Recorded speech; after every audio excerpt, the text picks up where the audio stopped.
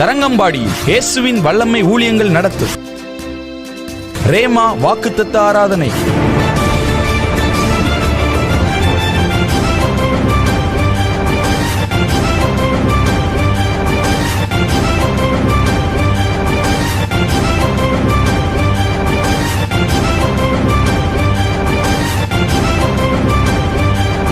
ஒவ்வொரு மாதமும் முதலாவது சனிக்கிழமை காலை 10 மணி முதல் நடைபெறுகிறது.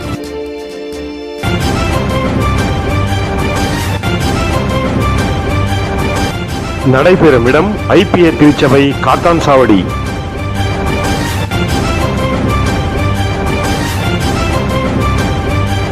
தரங்கம்பாடியில் இயேசுவின் வல்லமை ஊழியங்கள் நடத்தும் ரேமா வாக்குத்தத்த ஆராதனை. ஒவ்வொரு மாதமும் இந்த வாக்குத்தத்த ஆராதனையில் கலந்து கொண்டு தேவ ஆசீர்வாதம் பெற்றுக் கொள்ளுங்கள்.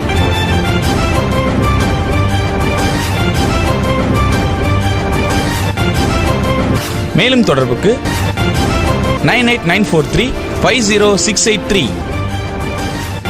தானியேல் தீர்க்க தரிசன புஸ்தகம் 19ஆம் அதிகாரம் அதனுடைய 19ஆம் வசனம் 21ஆம் வசனம்.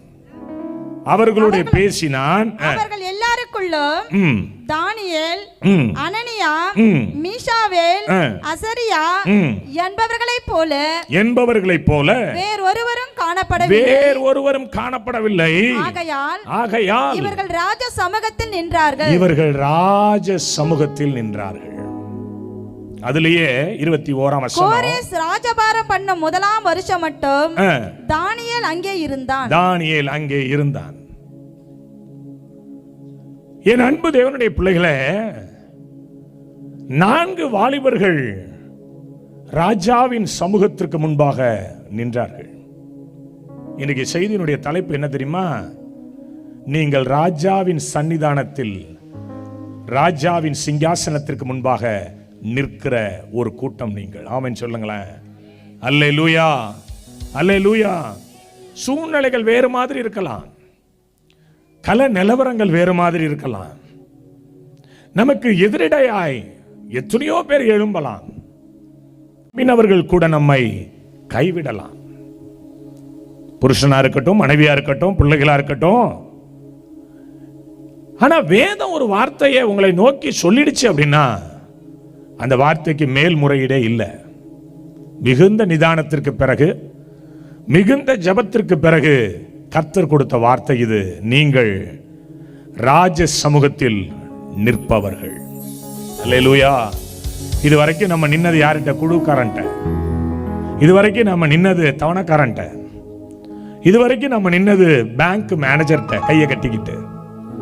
இதுவரைக்கும் நம்ம நின்னது வட்டிக்கடைக்காரன்ட்ட. இதுவரைக்கும் நம்ம நின்னது ஏதோ ஒரு உயர்ந்த மனிதர்கள்ட்ட. ஆனா அப்பா சொல்றாரு, என் ராஜா சொல்றாரு, நீ ராஜ சமூகத்தில் நிற்கிற கூட்டம். எத்தனை பேருக்கு புரியுது இந்த வார்த்தை? பின்னாடி இருக்கிறவங்க புரியுதா? தம்பிமார்கள் மாப்பிள்ளை பெஞ்சுக்கலாம் புரியுதா? மாப்பிள்ளை பெஞ்செல்லாம் சொல்லுங்க. ராஜ சமூகத்தில் இருக்கிற கூட்டம். ஆமீன் சொல்லுங்களேன். நாம் ராஜ சமூகத்தில் இருக்கிறவர்கள். இந்த வார்த்தையை நான் பேசும்பொழுதே எனக்குள்ள ஒரு தேவ பிரசன்னம் மிக வித்தியாசமா இறங்கி வந்தது. 1 பேதுரு 2:9 சொல்லுது, நீங்களோ உங்களை அந்தகாரத்தினின்று தம்முடைய ஆச்சரியமான ஒளியின் இடத்திற்கு வரவழைத்தவருடைய புண்ணியங்களை அறிவிக்கும்படிக்கு தெரிந்து கொள்ளப்பட்ட சந்ததி, ராஜரீக கூட்டம். ஒரு ராஜரீக கூட்டம். நீங்க ஒருவேளை மைனாரிட்டியா இருக்கலாம், ஒருவேளை சிறுபான்மையினர் நம்ம இருக்கலாம். அன்னைக்கு இந்த 4 பேரும் மைனாரிட்டி தான். கடத்திக்கிட்டு வரப்பட்டவன் எருசலேமில் போய் யுத்தத்தை செய்யும் பொழுது, கைப்பற்றும் பொழுது அங்கே இந்த கடத்தி கொண்டு வரப்பட்டவர்கள் தான் இந்த 4 பேர். அந்த 4 பேரும் அறிவில் சிறந்தவர்கள், ஞானத்தில் சிறந்தவர்கள். வேதம் சொல்லுகிறது, ஞானத்துக்கும் புத்திக்கும் அடுத்த எந்த விஷயத்திலும் ராஜா அவர்களை கேட்டு விசாரித்தானோ அதிலே தன் ராஜ்யம் எங்கும் உள்ள சகல சாஸ்திரிகளிலும் சோசியரிலும் அவர்களை 10 மடங்கு சமர்த்தனாக ராஜா கண்டான். நீங்க சமத்தான பிள்ளைகள், 10 மடங்கு சமர்த்தான கூட்டம். ஆமீன் சொல்லுங்களேன். எத்தனை பேர் விசுவாசிக்கிறீங்க? நிறைய பேர் கேட்பாங்க, எப்படியா பேசிக்கிட்டே இருக்கிற, தினம் பேசுற, எப்படி 4 மணி நேரம் 5 மணி நேரம் நிக்கிற ஸ்டேஜில்? அந்த எனர்ஜி எங்கேருந்து கிடைச்சிச்சு? நான் வந்தவொடனே இப்போ கோயிலுக்குள்ள ஒரு டீ கொடுத்தாரு, இவ்வளவு பெரிய கப்பில். ஆமென். அது நான் குடிச்சிட்டு நான் எனர்ஜியா நிற்க முடியுமா? என்னுடைய எனர்ஜி வேறு இடத்துல இருந்து இறங்கி வருகிறது. ஒரு ராஜரீக கூட்டமாய் கத்த நிறுத்தும்படி ஒரு வைராக்கிய வாஞ்சை உள்ளவராய் நம்மை நிறுத்தி வைத்திருக்கிறார். எனவேதான் ஆண்டவர் சொன்னார், நீங்கள் ராஜரீக கூட்டத்தார், ராஜாவுக்கு முன்பாக நிற்க போகிறீர்கள். பக்கத்தில் இருக்க கையை பிடிச்சு குலுக்கி சொல்லுங்க, நீங்க ராஜா வீட்டு புள்ள. சொல்லுங்க, நீங்க ராஜா வீட்டு கண்ணுக்குட்டி. கர்த்தர் உங்களை அழைத்திருக்கிறார். தேவனுடைய ஆலயத்துக்கும் விக்கிரகங்களுக்கும் சம்பந்தம் ஏது? நான் அவர்களுக்குள்ளே வாசம் பண்ணி அவர்களுக்குள்ளே உலாவி அவர்களுக்கு தேவனாய் இருக்கிறேன். தேவனுடைய ஆலயத்திற்கும் விக்கிரகத்துக்கும் ஏதியா சம்பந்தம்? அது வேறு, இது வேறு. நான் அவர்களுக்குள்ளும் அவர்கள் மேலும் அவர்களோடும் நான் இருக்கிறேன் சொல்லிட்டு சொல்றாரு, அவர்கள் என் ஜனமா இருக்கிறார்கள், நான் அவர்கள் பிதாவா இருக்கிறேன். ஆமென் சொல்லுங்களேன். அல்லேலூயா. நீங்கள் தேவன் சொன்னபடியே தேவனுடைய ஆலயமா இருக்கிறீர்கள். நீங்கள் ராஜரீக கூட்டம். ஒரு ராஜரீக மகிமை உங்களை மூடப்போகிறது. ஒரு ராஜரீக வல்லமை உங்களை தொடப்போகிறது. இந்த இரவு கர்த்தர் உங்களை வித்தியாசப்படுத்த போகிறார். ஆமென். ஒரு வித்தியாசப்படுத்த போகிறார். நீ இதற்கு பிறகு வேறு மனுஷனாய் நீ மாறப்போகிறாய். ரோமர் 12:2 படி இந்த உலகத்திற்கு ஒத்த வேஷம் தெரியாமல் உங்கள் மனம் புதிதாகிறதினாலே நீங்கள் மறுரூபமாக்கப்பட போகிறீர்கள். கையை தட்டி ஆண்டவருக்கு நன்றி சொல்லி 2 கொரிந்தியர் 6:18 சொல்லுது, நான் உங்களை ஏற்றுக்கொண்டு உங்களுக்கு நான் பிதாவாயிருப்பேன், நீங்கள் என் குமாரரும் குமாரத்திகளுமாய் இருப்பீர்கள் என்று சர்வ வல்லமையுள்ள கர்த்தர் சொல்லுகிறார். இதுவரை நீ ஜோசப்புக்கு பிள்ளையா இருக்கலாம், இதுவரை நீ டேனியலுக்கு பிள்ளையா இருக்கலாம், இதுவரை நீ ஸ்டீபனுக்கு பிள்ளையா இருக்கலாம். ஆனா இன்னைக்கு அப்பா சொல்றாரு, நீ ஏன் பிள்ளை, நீ ஏன் ஜனம், நீ என்னால் தெரிந்து கொள்ளப்பட்ட ஜனம். ஒருவேளை நீ சின்ன குட்டியா இருக்கலாம், ஒருவேளை மனாசையில் நாங்கள் சிறிய குடும்பம். நான் அடிக்கடி சொல்லுவேன், மனாசையில் சிறிய குடும்பத்தை போல எங்கள் குடும்பத்தில் நாங்கள் ரொம்ப சிறிய கூட்டம். ஆனால் இந்த சிறிய கூட்டத்தை தான் கர்த்தர் பெரிய கூட்டத்திற்கு ஆசீர்வாதமாய் மாற்றி வைத்திருக்கிறார். ஆமென் சொல்லுங்களேன். என் அன்பு தேவனுடைய பிள்ளைகளை, இந்த இரவு கர்த்தர் அதை செய்ய போகிறார். உங்க தலையில நீங்களே கையை வச்சு சொல்லுங்க, நீ ராஜரீக மகிமையோடு நீங்க வீட்டுக்கு திரும்ப போகிறாய். ஒரு ராஜரீக பலனோடு நீ திரும்ப போகிறாய். நீ ராஜாவினுடைய சமூகத்தில் நிற்கிற கூட்டமாய் கர்த்தர் உங்களை மாற்றி அனுப்பத்தான் போகிறார். ஒரு கையை தட்டி ஆண்டவருக்கு ஒரு நன்றி சொல்லி வாலிப பிள்ளைகள், வாலிப தங்கங்கள் சொல்லுங்க, கர்த்தர் என்னை இன்னைக்கு மாற்ற போகிறார். என் வாழ்வு மாறப்போகிறது, என் உடை மாறப்போகிறது, என் பலன் மாறப்போகிறது, என்னுடைய சரீரத்தில் ஒரு புது ஆரோக்கியம் பற்றி பிடிக்க போகிறது. நான் கர்த்தருக்காக எழும்ப போகிறேன். எவ்வன கழுகாய். நான் அடிக்கடி என் பிள்ளைகிட்ட சொல்லுவேன், உலகத்தினுடைய வழக்குக்கும் பரலோகத்தினுடைய வழக்குக்கும் நிறைய வித்தியாசம் உண்டு. உலகத்தினுடைய வழக்கு சொல்றது, சர் ஐசக் நியூட்டன் சொன்னார். என்ன சொன்னார் தெரியுமா? புவியீர்ப்பு விசை இருப்பதினால் மேலே எழும்புகிற காரியங்கள் கீழே விழுந்துவிடும். ஆனால் பரலோகம் சொல்லுகிறது, கீழே கடந்த ஒன்ன மேலே எழும்பும்படி கர்த்தர் செய்கிறாரா. ஆமென் சொல்லுங்களேன். உலகம் சொல்லுது நீ கீழே வருவாய், பரலோகம் சொல்லுகிறது, இல்ல மகனே, நீ மேலே எழும்புவாய். கர்த்தருக்கு காத்திருக்கிற பிள்ளைகள் புதுபலன் அடைந்து கழுகுகளை போல செட்டைகளை அடித்து எழும்புவார்கள். அவர்கள் ஓடினாலும் விலைப்படையார்கள், நடந்தாலும் சோர்வடையார்கள். நீ ராஜரீக பிள்ளை, நீ ராஜரீக கூட்டம். ஆமென். உங்களுக்கு என்ன ஒரு கெத்து இருக்கு, உங்களுக்கு ஒரு கெட்ஸ் இருக்கு, உங்களுக்கு ஒரு பெரிய கௌரவத்தை கர்த்தர் இந்த பூமியில வச்சிருக்கிறாரு. நீ சொல்றத செஞ்சு முடிக்கும் வரை அவர் உன்னை விட்டு விலகவே மாட்டார். ஆமென் சொல்லுங்களேன். எத்தனை பேர் விசுவாசிக்கிறீங்க? எத்தனை பேர் நம்புறீங்க? உங்க மேல இன்னைக்கு அப்படி ஒரு அபிஷேகத்தை கர்த்தர் வைக்க போறாரு. உங்க மேல கர்த்தர் இன்னைக்கு ஒரு பெரிய ஆலயை வைக்க போறாரு. உங்க மேல தேவன் தம்முடைய மகிமையை வைக்க போறாரு. நீங்க நம்பினாலும் சரி, நீங்க நம்பாட்டி சரி, இந்த இரவு கர்த்தர் அதை செய்ய போகிறார். ஆமென். விசுவாசிக்கிறீங்களா? நம்புறீங்களா? கர்த்தர் சொல்றார், நீ ராஜரீக கூட்டம். பக்கத்துல ஒரு கையை பிடிச்சு குலுக்கி சொல்லு, அவங்க முகத்தை பார்த்து சொல்லு, you are a Royal society in the world. நீ உலகத்துல நீ ராஜரீக பிள்ளைகள். கர்த்தர் உன்னை ராஜரீக கூட்டமாய் வைத்திருக்கிறார். இந்த உலகத்துல நீ தான் ராஜா விட்டு கண்ணு குட்டி. கையை தட்டி அந்த இடத்துல அப்பா சிங்காசனத்துக்கு முன்னாடி கொண்டு போய் நிறுத்தினார். உங்களையும் அப்படி நிறுத்துவார். நீ எந்த நிலைமையில இருந்தாலும் சரிதான். தொடச்சு தூக்கி எறியப்பட்டவன் தான் ஹென்றி சாமுவேல். என் தாயின் கருவிலிருந்து வெளிப்படும் போதே கொடி சுத்தி பிறந்தவன் தான் நான். தொப்புள் கொடி சுத்தி பிறந்ததுனால தாய் மாமனுக்கு ஒரு மாமனும் என்ன வந்து பார்க்கல. ஆமென். விடியாமுஞ்சி பிறந்துட்டான். ஐயோ, போய் பார்த்தா தாய் மாமனுக்கு ஆவாது. உலகத்தில் இருக்கிற வழக்கு இந்த விடியாமுஞ்சதான் அநேகருடைய வாழ்க்கையில விடியலை கொண்டு வரும்படி கர்த்தர் தூக்கி நிறுத்தினாரு. ஆமென் சொல்லுங்களேன். இன்னைக்கு எந்த நாவு சொன்னுச்சோ, எந்த வாய் சொன்னுச்சோ, அவங்களுக்கு முன்னாடி ஒரு ராஜரீக கூட்டத்தோடு ஒரு ஆசாரியனாய் கர்த்தருக்கு மகிமையான ஊழியத்தை கொடுத்து உங்களுக்கும் அதை செய்வார். உங்களுக்கு அதை செய்வார். தள்ளப்பட்டுன்னு நினைக்கிறீங்களா? ஒதுக்கப்பட்டு நினைக்கிறீங்களா? புறக்கணிக்கப்பட்டோன்னு நினைக்கிறீங்களா?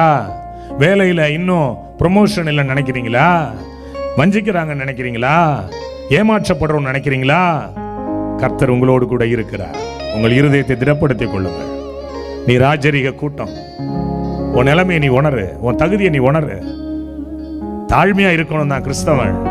என் ஆவிக்குரிய தகப்பன் சொல்லுவார், தாழ்மையா இருக்கணும்டா, ஆனால் சுய கௌரவத்தை விட்டு கொடுக்க கூடாது எங்கேயும். ஆமென் சொல்லுங்களேன். தாழ்மை நம்மளால போய் படுத்துருது, படுத்தே விட்டான என்ற மாதிரி படுத்துருது. அப்படி இல்லை. சுய கௌரவம் ஒன்று இருக்கு, சுய கௌரவம் ஒன்று இருக்கு.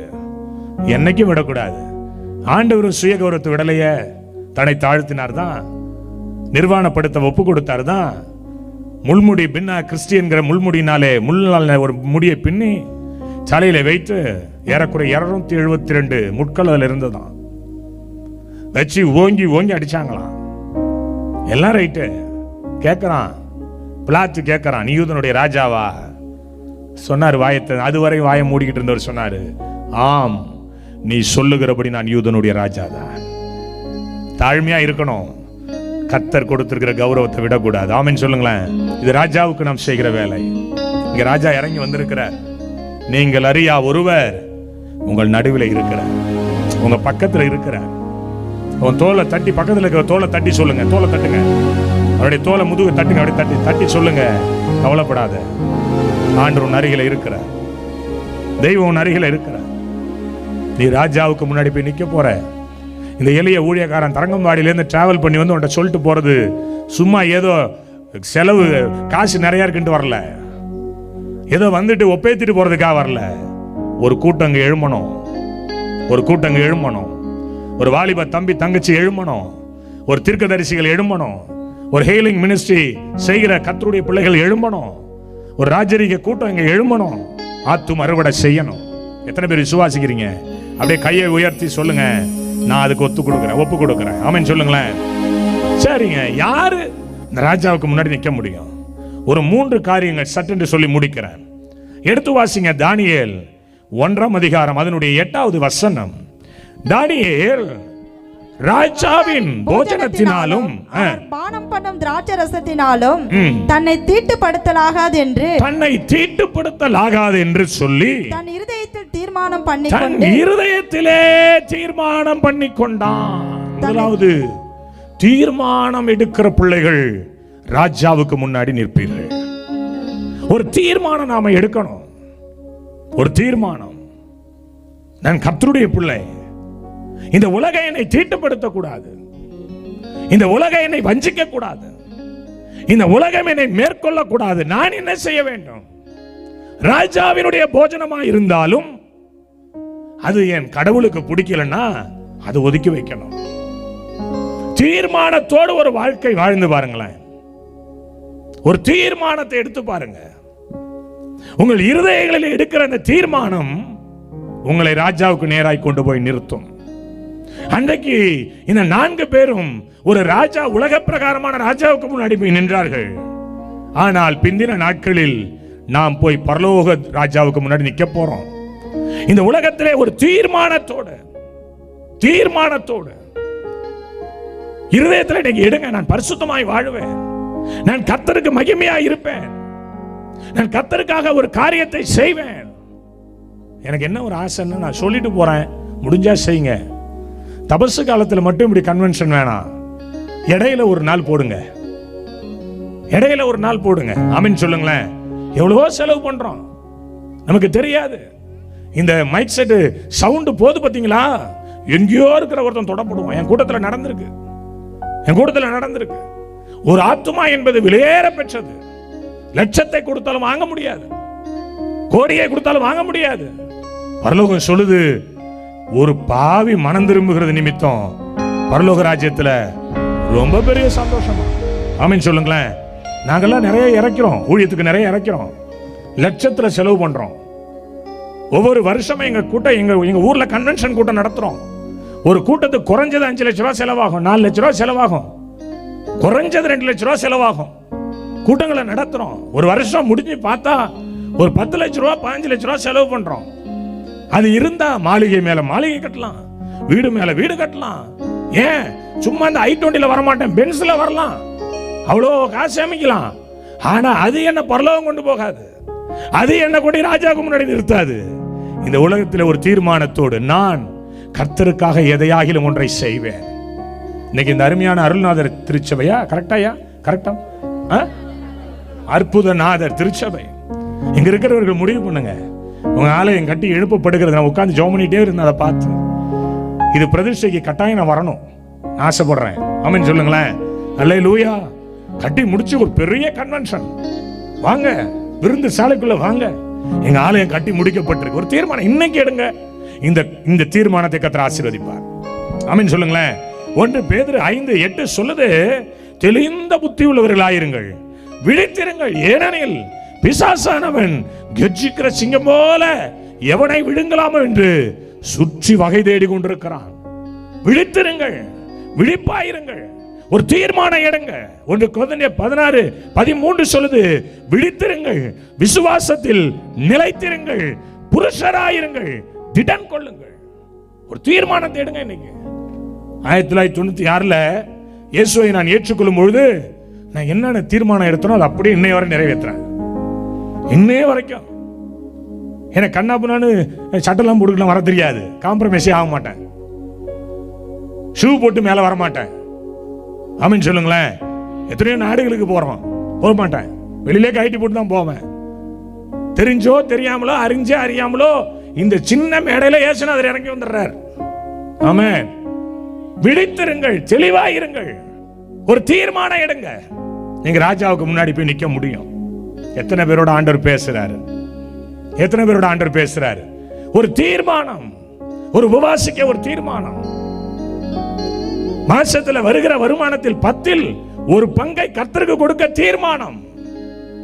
என் வருமானத்தில் எல்லாம் அன்னைக்கு கொடுத்தானே ஒருத்தன், அவனை தாண்டி கொடுக்க ஒரு தீர்மானம். வேதபாரனுடைய பரிசையினுடைய நீதியை காட்டிலும் நம்முடைய நீதி அதிகமா இராவிட்டால் தேவனுடைய ராஜ்யத்தை என்ன செய்ய முடியாதான், பிரவேசிக்க முடியாது. அவனுடைய காரியங்கள் என்ன? அவர் ஜெபம் பண்ணா, வாரத்துல 2 நாள் உபவாசிக்கிறேன், வாரத்துல 2 நாள் உபவாசிக்கிறேன், என் வருமானத்தில் எல்லாம் நான் தசமாக கொடுத்துறேன். நான் அவனை போல இவனை போல இல்ல. நெஞ்ச தொட்டு சொல்லுங்க, எத்தனை பேர் வாரத்துல 1 நாள் உபவாசிக்கிறோம்? யோசனை பண்ணி பாருங்க. இந்த 40 நாள் உபவாசம் இருந்துட்டு முடிச்சுட்டா போதுமா? இல்ல இல்ல. வாரத்துல 1 நாளாவது, வாரத்துல 2 நாளாவது. நான் வாரத்துல 3 நாள் உபவாசம் இருந்துட்டு இருக்கிறேன். ஒருத்தனை பண்ணிருக்கிறேன். செவ்வாய் புதன் வியாழன் 3 நாள் உபவாசம். என் உயிர் இந்த பூமியில இருக்கும் வரை. புதன்கிழமை தண்ணி குடிக்காம எச்சில் முழுங்காம உபவாசம், வித்தவுட் வாட்டர். ஏன்? என்னை கொண்டு இன்னும் கர்த்தர் பெரிய காரியங்களை செய்யணும். ஆண்டவருக்காக நான் எதையாகிலும் ஒன்றை செய்யணும். மரித்தோரை உயிரோடு எழுப்பணும். எழுப்புதல் இன்னைக்கு ஊர் ஊரா நிறைய பேர் தெரியுறாங்க. ஏன் எழுப்புதல் வரல? நல்ல தீர்மானம் இல்லாமையே கூட்டம் நடக்குது. ஒரு தீர்மானத்தோடு. ஆமென் சொல்லுங்களேன். அல்லேலூயா. எபேசியர் 1:10 சொல்லுது, தமக்குள்ளே தீர்மானித்திருந்த தம்முடைய தயவுள்ள சித்தத்தின்படி ரகசியத்தை எங்களுக்கு அறிவித்தார். அவர் ஒரு தீர்மானத்தோட வந்தாராம் பூமிக்கு. அவர் ஒரு தீர்மானத்தோட. நீங்க நினைக்கிறீங்களா நம்ம மட்டும் தான் தீர்மானமா இருக்குன்னு? அவர் ஒரு தீர்மானத்தோட இருக்கிறார். இந்த பால்ராஜை எப்படியாவது ரட்சித்து பண்ணணும், இந்த ஸ்ரீபனை எப்படியாவது ரட்சித்தரணும், இந்த ஹென்றி சாமியலை எப்படியாவது ரட்சித்தரணும், இந்த மனுஷனை, இந்த கோபால, இந்த பால்ராஜ, இல்ல இந்த முருகனை, இல்ல இவன் இந்த பையனை எப்படியாவது ரட்சித்தரணும். அவர் ஒரு தீர்மானம் போடுறார். அதனாலதான் அந்த வாலிப பிள்ளைகளை அனைத்து தொட்டார். ஒரு தீர்மானம். நான் கூட அப்படித்தான் 10,000 பேர் இருக்கிற இடத்துல நான் ரட்சிக்கப்பட்டேன். இயேசு என்னை அழைத்தார். ஒரு தீர்மானம். இன்றைக்கு இவனை ரட்சிப்புகளை நடத்தணும், இன்றைக்கு இவனை மீட்டெடுக்கணும், இன்றைக்கு இவனை சாட்சியா இந்த பூமியில நிறுத்தணும். சொல்லுங்க வாய் திறந்து. அம்மாமார் எடுக்கிற தீர்மானத்தெல்லாம் பார்த்தா பயமா இருக்கு. இன்னையோட அந்த ஆளை போட்டு தள்ளிப்புறோம் பிரதர். ஆமென் சொல்லுங்களேன். அப்படியா? இல்ல, நல்ல தீர்மானம், ஆண்டவருக்காய் ஓட வேண்டும் என்கிற தீர்மானம். தானியேல் ஒரு சில தீர்மானம் எடுத்தாருங்க. என்ன தீர்மானம் தெரியுமா? ராஜாவினுடைய போஜனம் வேண்டாம். பக்கத்துல கைப்பிடிங்க. இந்த உலகம் கொடுக்கிற போஜனம் வேண்டாம், உலகம் கொடுக்கிற வெகுமதியும் வேண்டாம். 5ஆம் அதிகாரம் 7ஆம் வசனத்துல அவன் சொன்னா, யாருக்குடா வேணும் காசு? யாருக்கு வேணும்? ராஜா உரத்த சத்தமிட்டு சோசியரையும் கல்தையரையும் குறி சொல்லுகிறவர்களையும் உள்ளே அழைத்து வரும்படி சொன்னான். ராஜா பாபிலோன் ஞானிகளை நோக்கி, இந்த எழுத்தை வாசித்து இதன் அர்த்தத்தை எனக்கு வெளிப்படுத்துகிறவன் எவனோ அவன் இரத்தாம்பரமும் கழுத்திலே சரப்பணியும் தரிப்பிக்கப்பட்டு இந்த ராஜ்யத்திலே 3ஆம் அதிபதியாக இருப்பான். இதுதான் தானியேல்கிட்ட சொன்னாங்க. தானியேல் சொன்னா, உங்களுடையதாகவே இருக்கட்டும், இந்த மேன்மை எனக்கு வேண்டாம், இந்த ராஜ்ய மேன்மை எனக்கு வேண்டாம். நல்லா கவனிங்க. இன்னைக்கு ஊழியம் விற்கப்படுகிறது. இன்னைக்கு ஊழியங்கள் வேறு விதமாய் மாறிவிட்டது. எப்படி வேணாலும் ஊழியம் செய்யலான்னு பிரட்டிட்டான். ஒரு நேரம் உலகத்திற்குள்ள சபைகள் போய் கொண்டிருந்தது. ஆனா இன்றைக்கு சபைக்குள்ள உலகம் வந்துகிட்டு இருக்கு. அப்படிதானே? அப்படிதானே? பாஸ்டர்ஸ் போடுறது அன்னைக்கெல்லாம் பாருங்க, என்ன அழகா எங்க அம்மாவுக்கு எங்க ஐயாவுக்கு வெள்ளை உடைய போட்டு இடுப்புல ஒரு கயிறை கட்டி எந்த அட்ராக்ஷனும் இல்லாம யாரையும் கவராம எவ்வளவு நீட்டா ஒரு ட்ரெஸ்ஸிங் சென்ஸ். ஆனா இன்னைக்கு முக்கா பேண்ட போட்டுக்கிறான், முடியை இப்படி தொங்க விட்டுக்கிறான். இவன் யாரு? இவன் ப்ராஃபட்டுங்க. இவன் யாரு? இவன் அனாயிட்டிங் மேன் ஆஃப் காட். ஆமா, இவன் யாருங்க? இவன் நல்ல தீர்க்கதரிசனம் சொல்லுவாங்க. என் அன்பு தேவனுடைய பிள்ளை, அது வாழ்க்கை இல்ல, அது வாழ்க்கை இல்ல. கடைசி காலத்துல வேதம் சொல்லுகிறது, அவர்களை கனிகளினாலே அறிவீர்களாம். ஆமென். அவங்க உட்கார்ற ஸ்டைலு, அவங்க ஸ்தோத்திரம் பண்றது, முந்தி கனம் பண்றது, அவங்க போடுற ட்ரெஸ்ஸிங் சென்ஸ், அவங்க போடுற ஷூ, அவங்களுடைய ஹேர் ஸ்டைல். இதை எங்க அப்பா போலீஸ்காரங்க அவர் சொல்லுவாரு, டேய் உன் முடியையும் உன் செருப்பையும் வச்சு பார்த்தா நீ யாருன்னு சொல்லிவிடலாம்டா. ஒருத்த முடி வெட்டுறதையும் அவன் போட்டிருக்கிற செருப்பையும் பார்த்தா அவன் மண்டவாளத்தெல்லாம் தண்டவாளம் ஏற்றிடலாம். நான் சொல்ல உண்மையா இல்லையா? நீ எவ்வளவு நல்லவனா வேணாங்க இருங்க, தீர்மானம் எடுங்கய்யா. கர்த்தருக்கு சாட்சியாய் நான் வாழுவேன். இந்த உலக காரியங்கள் எனக்கு வேணாம், உலக வெகுமானங்கள் எனக்கு வேணாம். எவ்வளவு கொடுத்தாலும் சரிதான், எவ்வளவு கொடுத்தாலும் சரிதான், வேணாம். கர்த்தர் எனக்கு கொடுக்கிறதை கொடுக்கட்டும். ஆமென் சொல்லுங்களேன். பத்திரத்துக்கு கையெழுத்து வைக்கப்பட்டது என்று அறிந்திருந்த போதிலும் 6ஆம் அதிகாரம் 13ஆம் வசனத்தில் நீங்க வாசித்தீர்களேயானால், அந்த பத்திரத்தை கையெழுத்து வைக்கப்பட்டது என்று அறிந்திருந்த போதிலும், தானியேலோ வென்றால் அந்த பத்திரத்துக்கு கையெழுத்து வைக்கப்பட்டது என்று அறிந்த போதிலும் தன் வீட்டுக்குள்ளே போய் தன் மேல் அறையிலே எருசலேமுக்கு நேராக பலகணிகளை திறந்து அங்கே தன் முன்பு செய்து வந்தபடியே தினம் 3 வேளையும் தன் தேவனுக்கு முன்பாக பத்திரத்துக்கு கையெழுத்து வைக்கப்பட்டது என்று அறிந்திருந்த போதிலும், பத்திரத்துக்கு கையெழுத்து வைக்கப்பட்டது அறிந்திருந்த போதிலும், ஹெலினா என்கிற ஒரு அருமையான அன்பு குழந்தை, 7 வயது குழந்தை, நான் அடிக்கடி என்னுடைய சாட்சியில் நான் சொல்வதுண்டு. பாருங்களேன், அந்த பிள்ளைய ஊழியம் செய்யறாங்க, அவங்க பேரண்ட் ஊழியம் செய்யறாங்கிற ஒரே காரணத்துக்காக 5 பேர் கொண்ட ஒரு குழு அந்த 7 வயது பெண் பிள்ளையை கடத்தினார்கள்.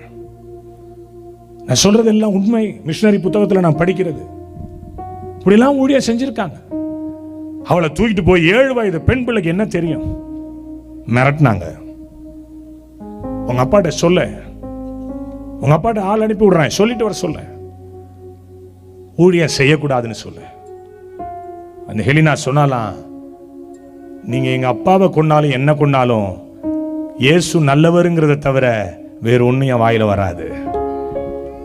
பாருங்களேன், அந்த பிள்ளைய சட்டையை கழட்டி விட்டுட்டு 7 வயது பெண் பிள்ளை சிகரெட்டால உடம்பு முழுசு சுட ஆரம்பிச்சாங்க. இயேசு இல்லைன்னு நீ சொல்லு முதல்ல. 7 வயது பெண் சிறுமி சொன்னா, இயேசு ரொம்ப நல்லவர்னு தான் எங்க அப்பா எனக்கு சொல்லி கொடுத்திருக்கிறார். ஒரு பக்கம் வலியின் வேதனை கூறு கத்தரா, துடிக்கிறா. இருதயத்தில் எடுத்த தீர்மானம், ஒரு குட்டி குழந்தை எடுத்த தீர்மானம். என் அன்பு தேவனுடைய பிள்ளைகளை, விரல்களுக்கு நடுவிலே ஊசியால் குத்தினார்கள். இயேசு இல்லை என்று சொல், விட்டுறேன், உங்க அப்பா இந்த ஊரை விட்டே ஓட சொல்லு. அவ சொன்னா, என்னை கொன்றாலும் இயேசுதான் தெய்வம், இயேசுதான் நல்லவர். பாருங்களேன், அவளை தோலை அப்படியே உரித்து கொன்றார்கள். கற்பழித்து அந்த தோலை அப்படியே உரித்து கொன்றார்கள். சாகும் வரை, மரணம் வரை அந்த பெண் பிள்ளை இயேசுவை மறுதலிக்கவே இல்லை. இருதயத்தில் ஒரு தீர்மானம். ஒரு ரேஷன் கார்டு கிடையாது இன்னைக்கு, கிறிஸ்தவர்களுக்கு ஆதார் கார்டை கிடையாதுன்னு சொல்லி தான் பார்க்கட்டுமே. எத்தனை பேர் இந்த ஆலயத்துக்கு வருவோம், எத்தனை பேர் வைராக்கியமா இருப்போம் தெரியாது. இருதயத்தில் ஒரு தீர்மானம். ராஜாவினுடைய பத்திரத்திலே கையெழுத்து வைக்கப்பட்டது என்று அறிந்து மாற்ற முடியாத மாறாத பிரமாணம், அது மாறாத பிரமாணம். ஆனால் தானியேல் ஒரு முடிவெடுத்தான். நாங்கள் எங்கள் ஆராதிக்கிற எங்கள் கடவுள் எங்களை காப்பாற்றுவார். தினம் 3 வேளை, தினம் 3 வேளை வானத்தின் பலகணிகளை நோக்கி, வானத்தை நோக்கி மேல் வீட்டறையின் பலகணிகள் திறந்திருக்க முன்பு செய்து வந்தபடியே, முன்பு செய்து வந்தபடியே. எத்தனை பேர் அப்படி செய்ய போறீங்க? இந்த தபசு காலம் வரைக்கும் பரிசுத்தம், நீதி, உண்மை, தியானம், உபவாசம், அர்ப்பணிப்பு. 40 நாள் முடிஞ்சா 41வது நாள். யோசனை பண்ணி பாருங்க, யோசனை பண்ணி பாருங்க. அன்பு தேவனுடைய பிள்ளைகளை, வேணாயா இந்த வாழ்க்கை? தீர்மானம் எடுப்போம். இன்னைக்கு ஒரு தீர்மானம் எடுங்க. இனி நான் குடிக்க மாட்டேன், இனி நான் புகைப்பிடிக்க மாட்டேன், இனி இயேசுவுக்காக நான் வாழ்வேன். தீர்மானம் எடுப்போம், தீர்மானம் எடுப்போம். எந்த சூழ்நிலை மாற்றங்கள் வந்தாலும். 2004 வருஷம் நவம்பர் மாசம் 15ஆம் தேதி எங்க அப்பா மரிச்சு போனார். எங்க தகப்பன் மரித்து போனார். அன்னைக்கு ராத்திரி ஒரு TLC திருச்சபை திருக்கடையூர் அபிஷேக கட்டளை ஐயாவுக்கு தெரியும், அந்த இடத்துல ஆல்நைட் பிரேயர் டேட் கொடுத்திருந்தேன். வேதநாயகம் அப்படிங்கிற ஒரு தேவ மனுஷன் தான் உபதேசியராக இருந்தார். என் தகப்பனாரை போய் 5 மணிக்கு அடக்கம் பண்ணியாச்சு. வீட்டுக்கு வரேன், எங்க அப்பா கிட்டக்கு போக மாட்டேன். ஆனா எங்க அப்பானா எனக்கு ரொம்ப பிடிக்கும். எங்க அப்பாவை நான் தொட்டு பார்த்தது இல்லை, ஆனா எங்க அப்பானா எனக்கு உயிர். அவர் மரித்தார் பாருங்க, ஜுரம் வந்துருச்சு. ஐயோ, எங்களுக்கு இனி யார் இருக்கா? கரடு முரடான மனுஷன், கோவக்கார மனுஷன், ஆனா அதே நேரம் அன்பு நிறைந்த மனுஷன். அவர் மரிக்கும் போது என் கையிலே மரித்து போனார். கடைசி நிமிடம் அவர் கண்ணை முழிச்சு பார்த்து சொன்னாரு. கிட்டத்தட்ட 6 மணி நேரம் அன்கான்சியஸா இருந்த மனுஷன் அப்படியே கண்ணை திறந்து பார்த்து சொன்னார், நான் அழுதுட்டு நிக்கிறேன். ஏன் அழுகுற? கடைசி அவர் பேசின வார்த்தை, ஒவ்வொரு மேடை ஏறும்போது நான் நினைப்பேன், இந்த உலகத்தையே கலக்கி கொண்டிருக்கிற தினகரனை போல நீ ஊழியம் செய்ய வேண்டும். இதுதான் என்னுடைய ஆசை. ஒவ்வொரு ஸ்டேஜ் ஏறும்போது நான் நினைப்பேன், என் தகப்பனாரை நினையாமல் ஒரு பிரசங்கம் நான் பண்ணதே இல்லை. அடக்கம் பண்ணியாச்சு, 5:30 மணி அடக்கம் பண்ணிட்டோம். வீட்டுக்கு வந்தேன், ஜுரம், ஹெவி ஃபீவர். இனி யார் இருக்கா? நான் தான் தலைப்புள்ள. என் குடும்பத்தை பார்க்கணும், 8 லட்ச ரூபா கடன். யார் எனக்கு உதவி செய்வா? மாமா, மச்சான் எல்லாம் இருந்தாங்க. எல்லாம் எதிர் இருக்கிற பசம் இருக்கிற வரைக்கும் கிட்ட கணிப்பான். வேதநாயகம் ஃபோன் பண்ணார், தம்பி உங்க நிலைமை எனக்கு தெரியுது, இன்னைக்கு உங்களால பிரசங்கம் பண்ண முடியாது. அப்பாவுடைய மரணத்துக்கு நான் வந்துட்டு வந்தேன், நீங்க ரெஸ்ட் எடுத்துங்க ஐயா. உடனே நான் சொன்னேன், என்னுடைய ப்ரேயர் ரூம்ல சின்னதா ஒரு கூரை வீடு தான், அதுல தனியா ஒரு ப்ரேயர் அறை, அங்க தான் போய் சுருண்டு படுத்திருந்தேன். நான் சொன்னேன், யாரு சொன்ன என் மனநிலைமை கெட்டு போயிருக்குன்னு? இந்த உலக பிரகாரமான தகப்பன் தான் மரித்தார், ஆனால் என்னை அழைத்த உன்னத தகப்பன் எனக்காக உயிரோடு தான் நின்று கொண்டிருக்கிறார். எத்தனை மணிக்கு வரணும்? டேட் டைம் மட்டும் சொல்லுங்க. 10 மணிக்கு வாங்கினார். 10 மணிக்கு போனேன். என் வாழ்க்கையில் இந்த நாள் வரை நடவாத அற்புத அடையாளங்கள் அந்த நாள் இரவிலே நடந்தது. ஆமென் சொல்லுங்களேன். ஒரு தீர்மானம். தாயும் தகப்பனும் நம்மை கைவிட்டாலும் நான் உன்னை சேர்த்துக் கொள்வேன். அந்த தீர்மானத்தோடு இன்னைக்கு இருங்க. என் வாலிபம் இயேசுவுக்கு, என் வாழ்க்கை இயேசுவுக்கு, என் படிப்பு இயேசுவுக்கு. இங்க இருக்கிற பசங்கள்கிட்ட சொல்லுவேன், நான் நேற்று கூட என்கிட்ட சொல்லியிருந்தேன், டேய் சினிமாவுக்கு போய் வாசிராத, இங்கே இரு, கொஞ்சம் கொடுத்தாலும் நிறைய கொடுத்தாலும் இயேசுவுக்காக இருடா. ஒரு நாள் வரும், நீ திரும்பி பார்ப்பாய், உன்னை கர்த்தர் உயர்ந்த இடத்தில் வைத்திருப்பார். ஆமென் சொல்லுங்களேன். ஒரு தீர்மானம், ஒரு தீர்மானம். இக்கரைக்கு அக்கறை பச்சை. இந்த உலகம் மாய வேஷம், அது ஒரு காணல் நீர். தானியேல் பத்திரத்துக்கு கையெழுத்து வைக்கப்பட்டது என்று அறிந்திருந்த போதிலும் முன்பு செய்து வந்தபடி அவனுடைய ஸ்பிரிட் குறையல, அவனுடைய வேகம் குறையல, அவனுடைய ஜபம் குறையல, அவனுடைய முழங்கால்கள் வேறு ஒன்றுக்கும் முடக்கப்படவில்லை. முழங்கால் போட்டு ஜெபம் பண்ணா, கர்த்தர் அவனை பாதுகாத்தார். சிங்கத்தின் கெபியில தூக்கி போட்ட பிறகு கூட சிங்கங்கள் அவனுக்கு முன்பாக வாய்க்கட்டி மௌனமா இருந்தது. வெளியே வரும்போது சொல்லுகிறான் 6:22, நான் ராஜாவுக்கு முன்பாக, என் ராஜாவுக்கு முன்பாக நான் நீதிகேடு செய்ததே இல்லை. எத்தனை விசுவாசம், எத்தனை அன்பு. ஆமென் சொல்லுங்களேன். இந்த இரவில் நீங்க முடிவெடுங்க, பெண்கள் முடிவெடுங்க. ஒரு தெபராளை போல என் மனைவி ஒரு பிசிக்கல் டைரக்டரா இந்த வேலம்மாள் இன்ஜினியரிங் காலேஜில் வேலை செஞ்சாங்க. நான் திருமணம் ஆகும்பொழுது 2008ஆம் வருஷம் ஒரு நாள் ஜெபம் பண்ணிக்கிட்டு இருந்தேன். ஏசப்பா சொன்னார், உன் மனைவி ரிசைன்மெண்ட் வர சொல்ல. நல்ல சம்பளத்தில் பிசிக்கல் டைரக்டரா, பெரிய ஒரு கிட்டத்தட்ட 12 வருஷம் எக்ஸ்பீரியன்ஸில் வேலம்மாள் இன்ஜினியரிங் காலேஜ் சென்னையில் வேலை செஞ்சாங்க. நிறைய அவார்டு வாங்கியிருக்காங்க. ஒரே ஒரு வார்த்தை மத்தியானம் நான் சொன்னேன், ஆக்சி, என் மனைவி பேர் ஆக்சி, என்ன நேசிக்கிறியான்னு கேட்டேன். என்னங்க இப்படி கேட்குறீங்க? ஏசப்பா சொல்றாரு, உன் வேலையை விட்டுட்டு வா, வந்துட்டு 3 நேர ஊழியத்துக்கு வா. இன்னைக்கு ஒவ்வொரு நாளும் இந்த கூட்டங்களுக்காக ஜெபிக்கிறாங்க. 6 மணி நேரம் 5 மணி நேரம் முழங்கால நிற்கிறாங்க. ஒவ்வொரு நாளும் என்னுடைய டிராவலுக்காக பரிதவித்து தேவ சமூகத்தில் நிற்கிறாங்க. என் வீட்டுக்கார் நல்ல ஊழியம் செய்யணும், என் வீட்டுக்கார் மகிமையா நிற்கணும், உதவி செய்யுங்க. என் அன்பு தேவனுடைய பிள்ளைகளை, உலகம் முழுவதும் ஒருவன் ஆதாயப்படுத்தினாலும் தன் ஜீவனை நஷ்டப்படுத்தினால் அதனால் ஒரு லாபம் என்ன? தீர்மானம் எடுங்க. இயேசுக்காக ஒரு வாழ்வு. 18 வயசு வரைக்கும் நான் வாழ்ந்த வாழ்க்கை உங்களுக்கு தெரியாது. ஒரு நாளைக்கு 5 சினிமா நான் பார்ப்பேன். ரஜினிகாந்த் ரசிகர் மன்றத்தில் இருந்தேன்.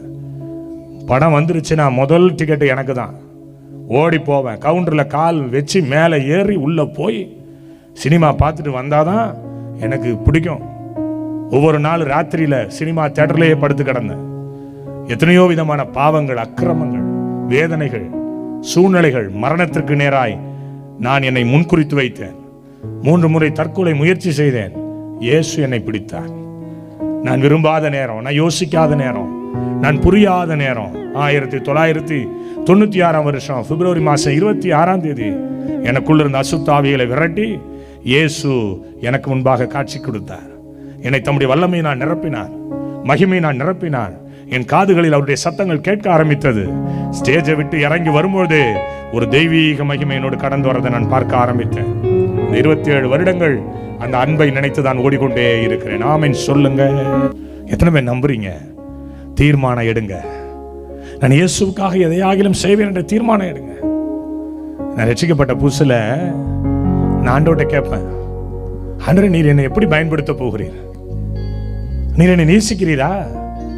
பல தரிசனங்கள் நான் பார்த்ததுண்டு, பல காரியங்கள் பார்த்ததுண்டு. பாருங்களேன், எத்தனையோ வருடங்கள் அரை வயசு சாப்பாடு தான். எனக்கு ரொம்ப பிடிச்ச உணவுகள் எல்லாம் ஒதுக்கினேன். எனக்கு தானியல் அப்படி இருந்தாருன்னா தெரியாது, நான் அப்படி ஒதுக்கினேன். கொஞ்சம் பக்தி விருத்தி, எல்லை தாண்டிடக்கூடாது, வேற எங்கேயும் போயிடக்கூடாது. யாருக்கும் கிடைக்காத ஒரு ஸ்லாக்கியத்தை அப்பா எனக்கு கொடுத்தார். இன்னைக்கு ராஜாக்களுக்கு மத்தியில, ஆசாரியர்களுக்கு மத்தியில கொண்டு போய் நிறுத்தி தம்முடைய ஊழியத்தை நிறைவேற்றி கொண்டு வருகிறார். நீங்களும் அப்படி நிற்பீர்கள். உங்கள் மேல இந்த கிருபை இறங்கி வரும். ஒருவேளை நீங்க சாதாரணமான ஒரு இடமா இருக்கலாம், சாதாரணமான மனுஷனா இருக்கலாம், ஒருவேளை ஒதுக்கப்பட்ட இடத்துல இருக்கலாம், நாதியத்தவர்களா இருக்கலாம், ஒருவேளை விசாரிப்பற்ற நிலைமையில நீங்க இருக்கலாம். உங்களை கொண்டு கர்த்தர் செய்ய போறது ஒரு பெரிய காரியமா இருக்க போகிறது. கையை தட்டி ஆமென் சொல்லி நீங்க அப்படியே நம்புங்க. ப்ராஃபட்டிக்கல் வேர்ட், தீர்க்க தரிசன வார்த்தை உங்கள் மத்தியில கடந்து வந்து கொண்டிருக்கிறது. இரண்டாவது, ஏன் அவர் ராஜாவுக்கு முன்னாடி நின்னா அப்படின்னா, உலக காரியத்தை வெறுத்துட்டான். இந்த உலகம் ஒண்ணுமில்லைங்கிறத முடிவுக்கு கொண்டு வந்தான். தானியேல் புஸ்தகம் 1ஆம் அதிகாரம் அதனுடைய 12ஆம் வசனம் 13வது வசனம். 10 நாள் வரைக்கும் 10 நாள் வரைக்கும் உமது அடியாரை சோதித்து உமது அடியாரை சோதித்து பாரும். எங்களுக்கு புசிக்க பருப்பு முதலான மரக்கறிகளையும் எங்களுக்கு புசிக்க பருப்பு முதலான மரக்கறிகளையும் குடிக்க தண்ணீரையும் கொடுத்து எங்கள் முகங்களையும் ராஜ போஜனத்தில் புசிக்கிற வாலிபருடைய முகங்களை ஒத்துப்பாரும். பின்பு நீர் காண்கிறபடி உமது அடியாருக்கு செய்யும். உலக காரியங்களை ஒதுக்கிட்டான், ராஜாவின் மேன்மையை ஒதுக்கிட்டான். இன்னைக்கு உலகம் கொடுக்கிற சாப்பாடு, போஜனம் வாட்ஸ்அப்ல வருது, ஃபேஸ்புக்ல வருது, யூடியூப்ல வருது. போன தடவை நான் இங்க வரும்பொழுது அருமையான அன்பு ஐயா பாஸ்டர் தேவநேசன் ஐயா, என்னுடைய அருமையான நண்பர், அவர் மூதலூருக்கு பக்கத்தில் ஒரு இடத்துக்கு என்னை அழைச்சிட்டு போனார். ஐயா, ஒரு சண்டே சர்வீஸ், நீங்கள் அங்கே பேசுனா நல்லா இருக்கும். போயிருந்தாங்க. போன முறை திருவள்ளூர் வரும்போது, பாண்டூரில், அதுக்கு முந்தின முறை நான் வரும்பொழுது பாஸ்டர் இம்மானுவேல் ஐயா என்னை அழைத்திருந்தார்கள். சொன்னார், ஞாயிற்றுக்கிழமை மட்டும் நான் வெளியில் கொண்டு போய்க்கிறேன் ஐயாவை. ஓ, தாராளமாக அழைச்சிட்டு போங்க. வெளியில் போனேன். இந்த முதலூர் பக்கத்தில் ஏதோ ஒரு கிராமங்க, தெரியல எனக்கு, ஒரு சர்ச், ஒரு பெண்டிகாஸ்ட் சர்ச். பேசிக்கிட்டு நின்ன கடைசியா ஒரு பெண், ஒரு பிளாக் கலர் டாப்ஸ் போட்டு ஒயிட் கலர் பேண்ட் போட்டு சுடிதார் போட்டு கடைசியில் உட்கார்ந்துருந்தா. இயேசு சொன்னார், ஜெப வேளையில அந்த மகளை நான் ஆசீர்வதிக்க விரும்புகிறேன், அவளை கூப்பிட்டு பிளஸ் பண்ணுடா, மகளே முன்னாடி வா அப்படின்னு. அந்த மக காலை தாங்கி தாங்கி வந்தா, காலை தாங்கி தாங்கி நடந்து வந்தா. நான் கேட்டேன், என்ன பிரச்சனை, ஏன் இப்படி நடக்கிற? பெரிய தழும்பு அந்த கன்னத்துல. ஓன்னு அழுதா. நேற்று பிள்ளைங்க அழுதிங்க பாத்தீங்களா? ஓன்னு அழுதா. தேவ பிரசன்னம் அந்த பிள்ளையை தொட்டுச்சு. சொன்னா, ஐயா, நான் ஒரு இந்து குடும்பத்தை சார்ந்தவன், நான் இயேசுவை ஏற்றுக்கொண்டேன், இயேசுவினுடைய வேதத்தை நான் படிக்க ஆரம்பித்தேன், எனக்கு ஏசப்பான ரொம்ப உயிருங்க. நான் திருப்பூர்ல பனியன் கம்பெனியில டைலர் ஒர்க் பண்ணிட்டு இருந்தேன். என் பக்கத்துல ஒருத்தன் வந்து ஒர்க் பண்ணான். அவன் இந்த ஊர் ஆளு. சரி, ஒரே ஊராக்காரனா இருக்கிறானே அப்படின்னு சொல்லி 2 பேர் பேச ஆரம்பிச்சோம். அவனும் ஒரு கிறிஸ்தவன் தான். சரி, நம்மளும் இயேசுவை ஏற்றுக்கொண்டிருக்கிறோம், அவனும் ஒரு கிறிஸ்தவனா இருக்கிறானே, பார்க்கறதுக்கு நல்லா இருக்கிறானே, கல்யாணம் பண்ணிடலான்னு கல்யாணம் முடிச்சேன்யா. கல்யாணம் முடிச்சு 4 நாள் கூட ஆகல, அவன் சுயரூபம் வெளிப்பட ஆரம்பிச்சிச்சு. குடிக்க ஆரம்பிச்சான், வெறிக்க ஆரம்பிச்சான். ஐயா, நான் கால் தாங்கி வரேன், ஏன் தெரியுமா? குடிச்சு குடி வெறியில என் காலில் சிலிண்டரை தூக்கி போட்டு என் காலை முறிச்சிட்டாயா. இரவு முழுவதும் கதறேன், யாரும் உதவிக்கு வரல. என்ன கத்துறேன்னு சொல்லி பக்கத்தில் இருக்கிற பெரிய டைல்ஸை எடுத்து என் தலையில ஒரே அட்டி, தலையில இருக்க முடிய விளைச்சி காடுறா. 16 தையலும் மேல மண்டையில ஓடி இருக்கு. வேதனை தாங்காம காலு உடஞ்சிருச்சு, மண்டையிலையும் ரத்தம். வேதனை தாங்காம கத்துனங்கய்யா. பக்கத்துல இருக்க கத்தி எடுத்து என் கன்னத்துல குத்திட்டான்யா. இதுல ஒரு 6 தையல் ஓடி இருந்தது. நான் நம்பின புருஷன், நான் இயேசுவை ஏற்றுக்கொண்டவன். நான் இயேசுவுக்காய் வாழாமல் இந்த உலக சிநேகத்தை நான் பார்க்க ஆரம்பிச்சேன். எங்கம்மா அவன் வீட்டுக்காரன்? அவன் திருச்சி சென்ட்ரல் ஜெயில இருக்கான்யா. கொலை முயற்சின்னு சொல்லி அவனை ஜெயில வச்சுட்டாங்க. இன்னைக்கு அனாதை போல நான் இருக்கிறேன். என் தாய் தகப்பன் என்னை விரட்டிட்டாங்க. என் புருஷன் வீட்லையும் நான் மாட்டி விட்டேன்னு சொல்லி என்னை ஏற்றுக்கொள்ளல. இங்க வந்து உட்கார்ந்தையா. இயேசு இப்பொழுது தம்முடைய வல்லமையினால் என்னை தொட்டிருக்கிறார். உலக போஜனத்தை ஒதுக்குங்க. உலக போஜனம் வேணாம். உலகம் ஓங்கும். வாட்ஸ்அப் யூஸ் பண்ற பிள்ளைகளை ஜாக்கிரதையா யூஸ் பண்ண. ஃபேஸ்புக் யூஸ் பண்ற பிள்ளைகளை ஜாக்கிரதையா யூஸ் பண்ண. சாட்டிங்ல வருவான், யாருன்னே தெரியாது. வார்த்தையை விடாத. எல்லாம் ரெக்கார்ட் ஆகிட்டு இருக்கு. எல்லாரும் ரெக்கார்ட் ஆகும். என் ஊழியத்தில் எத்தனையோ பேர் அப்படி பார்த்துருக்கிறேன். பெரிய பெரிய குடும்பத்தார் கூட மாட்டியிருக்கிறாங்க. பெரிய பெரிய குடும்பத்தார் மாட்டியிருக்கிறாங்க. ரகசியத்தை என் இருதயத்திலே போட்டு மூடி மறைத்து விடுவேன். ஏதாகிலும் உதவி செய்து ஜெபம் பண்ணி அவங்களை வெளியில கொண்டு வருவேன். உலக போஜனம் வேண்டாம், உலக ஐஸ்வர்யம் வேண்டாம், உலக மயக்கம் வேண்டாம், உலக கவர்ச்சி வேண்டாம். இன்னைக்கு ஒரு தீர்மானம் எடுங்க. அவன் எடுத்தான், இந்த உலக காரியங்கள் எனக்கு வேண்டாம். இனி ஒரு வாழ்க்கை நான் இயேசுவுக்காக வாழப்போகிறேன். இனி ஒரு வாழ்க்கை நான் இயேசுவுக்காக நிற்க போகிறேன். மத்தேயு 4ஆம் அதிகாரத்தில் நீங்கள் வாசித்தீர்களேயானால் 8ஆம் வசனத்தை யாராவது ஒருத்தர் வாசிங்களேன். மத்தேயு 4:8. மறுபடியும் பிசாசு அவரை மிகவும் உயர்ந்த மலையின் மேல் கொண்டு போய் உலகத்தின் சகல ராஜ்யங்களையும் அவைகளின் மகிமையையும் இதே லூக்காவில் நீங்க படிச்சீங்கன்னா 1 நிமிஷத்தில் காட்டினான் இருக்கும். ஒரே நிமிஷத்தில் எப்படி காட்ட முடியும்? இங்க இருக்கிற கனகவல்லிபுரத்துல இருந்து பாண்டூரை பார்த்திட முடியுமா? எட்டி பார்க்க முடியுமா? பார்க்க முடியாது. தரங்கம்பாடியை பார்த்திட முடியுமா? வேதம் சொல்லுது, உலகத்தின் ராஜ்யங்களை 1 நிமிஷத்தில் காட்டினானா. பொய்யன், பொய்க்கு பிதாவுமாயிருக்கிற பிசாசு, பொய்யன், பொய்க்கு பிதாவுமாயிருக்கிற பிசாசு இந்த உலகத்தை கொண்டு வந்து சின்னதா சுருக்கி உன் கையில கொடுத்துட்டான். மாட்டிக்காத மகளே, மாட்டிக்காத. இயேசு சொன்னார், அப்பாலே போ சாத்தானே, அப்பாலே போ சாத்தானே. இயேசுவுக்கே இந்த வேதனை, இயேசுவுக்கே இந்த பிரச்சனை. யோவான் 12:25 சொல்லுது, தன் ஜீவனை சிநேகிக்கிறவன் அதை இழந்து போவான். தன் ஜீவனை இழந்து போக விரும்புகிறவன் அதை ஜீவகாலமாய் நித்தியமாய் திரும்பவும் பெற்றுக்கொள்வான். அந்த ஜீவனை மறுபடி பெற்றுக்கொள்வான். இந்த உலகத்தில் வருகிற காரியங்கள் அது அனித்தியம். இந்த உலகத்தில் வருகிற விஷயங்கள் அது அனித்தியம். உலகத்தை வெறுத்து விடுங்கள். பாவியாகிய ஒரு ஸ்திரீ, மார்க் 14ஆம் அதிகாரத்தில் நீங்கள் வேதத்தில் வாசித்தீர்களே ஆனால், இயேசு பெத்தானியாவில் இருக்கிற குஷ்டரோகியா இருக்கிற சீமோன் வீட்டிலே போஜனம் பந்தி இருக்கிறார் என்று கேள்விப்பட்டு நலதம் என்கிற தைலத்தை கொண்டு வந்து அவருடைய தலையிலே ஊற்றி, அவருடைய கால்களிலே ஊற்றி, தன் தலைமயிரினால் கால்களை துடைத்தார். கூட இருக்கிறவங்களாம் சொல்றாங்க, ஐயோ இவ இந்த பணத்தை வீணா விரயமாக்குறாளே, இதை விற்று தரித்திரருக்கு கொடுக்கலாமே, இந்த செலவு வீடாகி போய்விட்டது. இயேசு சொன்னார், தொந்தரவு செய்யாதீங்கப்பா, தொந்தரவு செய்யாதீங்க, தொந்தரவு செய்யாதீங்க.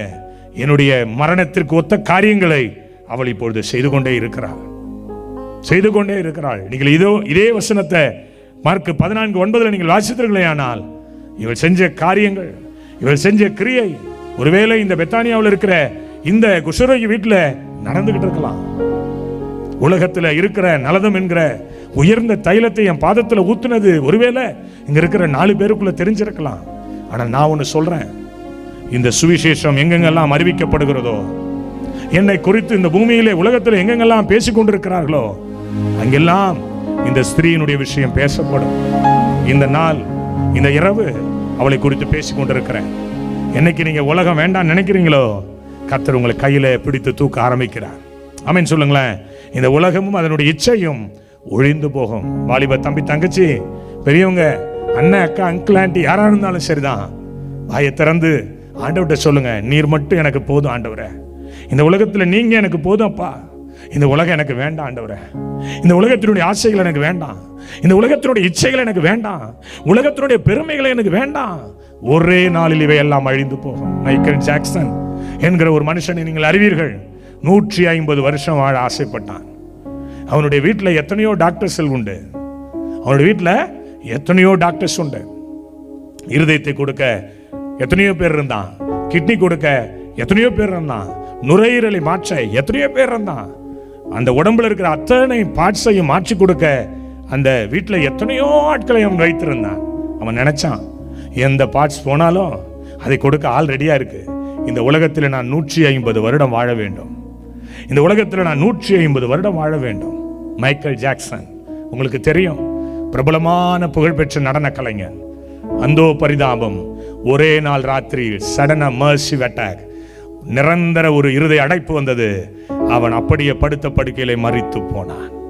150 வருடம் வாழ வேண்டிய கனவு தூக்கி குழியில புதைக்கப்பட்டது. என் அன்பு தேவ ஜனமே, உலகம் அம்புட்டு தான், உலகம் அவ்வளவுதான். பிசாசு இந்த உலகத்தை பெருசா ஊதி காட்டுறான், பெருசா ஊதி காட்டுறான். ஒண்ணுமில்லாத விஷயத்தை ஊதி பெருசா காட்டுறான். ஆனால் உன்னத தெய்வம் பரலோகத்தை சுருக்கி நம்ம கையில வேதமா கொடுத்து வச்சிருக்க. ஆமென் சொல்லுங்களேன். இதை நம்புங்க. இந்த வேத புத்தகம் தான் நம்முடைய வாழ்க்கையில மேன்மையை கொடுக்கும்.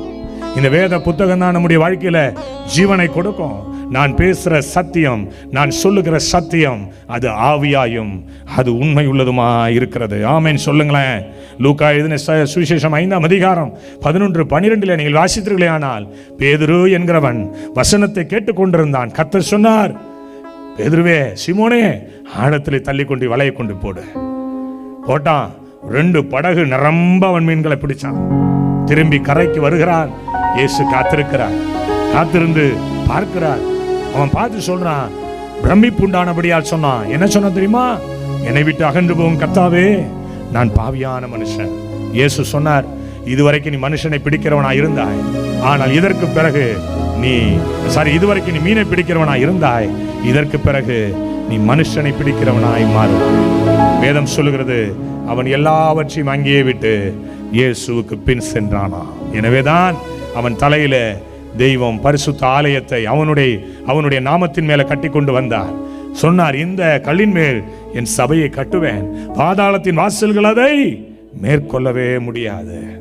இன்னைக்கு உங்களை பார்த்து நான் சொல்றேன், ஒப்பு கொடுக்குறீங்களா? ஒப்பு கொடுக்குறீங்களா? உலகம் வேணாம், உலகம் வேணாம், உலகத்தினுடைய காரியங்கள் எனக்கு தேவையில்லை. உன்னையே ஒருத்தர் நினைச்சிட்டு இருக்கிறாரு, உன் நினைப்பாவே இருக்கிறாரு, உன்னையே பார்த்துக்கிட்டு இருக்கிறாரு, உன்னையே நினைக்கிறாரு, உன்னையே யோசிக்கிறாரு. நான் காலையிலிருந்து வேலைக்கு போயிட்டு நைட்டு வருவாங்க வீட்டுக்கு. என்னுடைய ஜபாரை என் வீட்டு மேலே இருக்கு. அதில் யாரையும் அனுப்ப மாட்டேன், நான் மட்டும் இருப்பேன். நானும் எங்கள் ஏசப்பாவும் தான். ரொம்ப அழகாக அதை வடிவமைச்சு வச்சுருப்பேன். ரொம்ப செலவு பண்ணி அந்த ப்ரேயர் ரூம் கட்டி வச்சுருக்கேன். உள்ளே போனால் ஏதாவது 4 வார்த்தை ஏசப்பா பேசுவார். நிறைய நேரம் என்னுடைய ஜபம் அங்கே தான் இருக்கும். காலையிலேருந்து உலக வேலையாக போயிட்டு சாயங்காலம் 4 மணி 5 மணி, சில நேரங்களில் 7 மணி கூட ஆகும். வீட்டுக்கு போய் அந்த ப்ரேயர் ரூமில் போய் அந்த கதவை திறந்துட்டு ஏசப்பான்னு சொன்னோன்னு வச்சிங்களேன், ஒரு தேவ பிரசன்னம் அப்படியே மூடும். எனக்கு அழுகையாக வரும். உலகத்துக்காக ஓடி 8 மணி நேரம் 9 மணி நேரம் ஓடிட்டு இந்த வீட்டுக்குள்ளே இந்த ரூமுக்குள்ளே ஏசப்பான்னு சொன்னால் பச்சை புள்ள போல காத்திருந்து வாடா மகனேன்னு அநேக காரியங்களை பேசுவதுண்டு. இந்த உலகம் ஒரு நாள் ஒரு நிமிஷத்தில் அழிந்து போகும். ஆமென் சொல்லுங்களேன். அல்லேலூயா. இந்த உலகம் அதனுடைய இச்சையும் ஒழிந்து போகும். ஒருவேளை நீங்களும் நானும் கூட இந்த உலகத்தின் மேல் மோக இச்சை கொண்டிருப்போமானால் இன்றைக்கு ஒப்புக் கொடுங்கள். உலகத்திலும் உலகத்தில் உள்ளவைகளிலும் அன்பு கூறாதிருங்கள். ஒருவன் உலகத்தில் அன்பு கூர்ந்தால் அவனிடத்தில் என்ன இல்லை? பிதாவின் அன்பு இல்லை. உலகம் வேணாம், உலகத்தினுடைய ஆசை வேணாம், உலகத்தினுடைய பாசம் வேணாம், உலகத்தினுடைய இச்சை வேணாம், உலகத்தினுடைய காயங்கள், உலகத்தினுடைய காரியங்கள் வேண்டாம். இன்னைக்கு ஒரு முடிவெடு, ஒரு தீர்மானம் எடு. நான் இயேசுவுக்காக வாழப்போகிறேன். ஆமென் சொல்லுங்களேன். அம்மா அப்பா நீங்க தான், ஆசையெல்லாம் நீங்க தான், ஆதரவு நீங்க தான், ஆறுதலும் நீங்க. உங்க அன்புக்கு முன்னால இந்த உலகம் சிறுசுதான், அந்த வானத்தை போல உங்க மனசு பெருசுதான். உங்க அன்புக்கு முன்னால இந்த உலகம் சிறுசுதான், அந்த வானத்தை போல உங்க மனசு பெருசுதான். என் நினைப்பாவே இருப்பவர் இசையா, உங்களை நினைச்சாலே உள்ளமெல்லாம் துள்ளுதையா.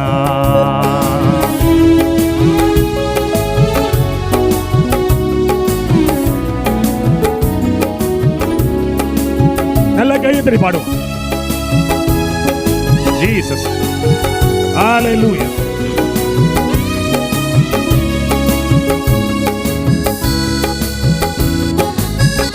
Amen, amen.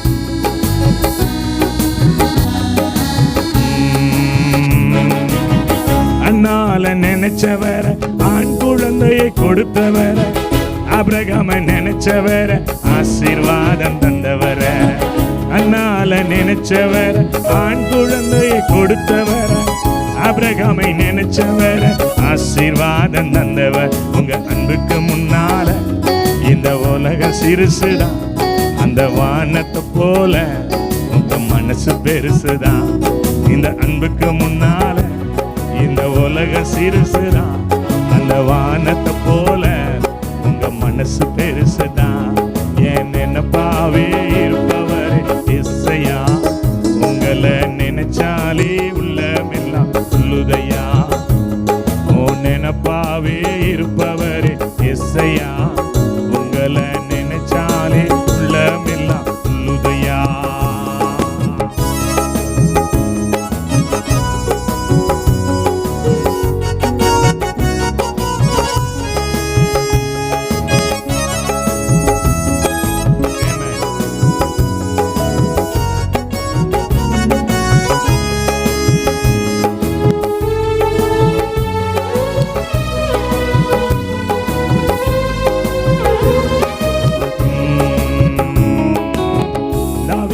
நினைச்சவர கண்மலை மேல் நிறுத்தினீரே, தனியில நினைச்சவர தலை நிமிர செய்தவரே. தாவீத நினைச்சவர கண்மலை மேல் நிறுத்தினீரே, தானியேல நினைச்சவர தலை நிமிர செய்தவர். உங்க அன்புக்கு முன்னால இந்த உலகம் சிறுசுதான், அந்த வானத்தை போல உங்க மனசு பெருசுதான். இந்த அன்புக்கு முன்னால இந்த உலகம் சிறுசுதான், அந்த வானத்தை போல உங்க மனசு பெருசுதான். என் நினைப்பாவே அவ்வளவுதான். உங்களை நினைச்சாலே துள்ளுதையா, என் நினைப்பாவே இருப்பவரே இசையா. உங்களை நினைச்சாலே எல்லாம் துள்ளுதையா.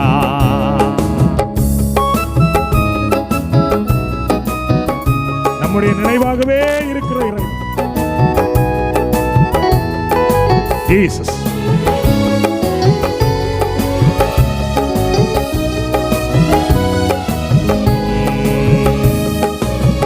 ஏழை என்ன நினைச்சவர், தாயின் கருவி தெரிந்தவர், பெயர் சொல்லி அழைத்தவர், பெரியவனாய் மாற்றினீரே.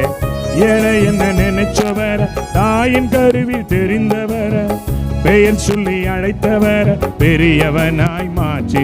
இந்த அன்புக்கு முன்னால இந்த உலக சிறுசுதான், இந்த வானத்தை போல உங்க மனசு பெருசுதான். சொல்லுங்க, இந்த அன்புக்கு முன்னால இந்த உலகம் அந்த வானத்தை போல உங்க மனசு பெருசுதான்.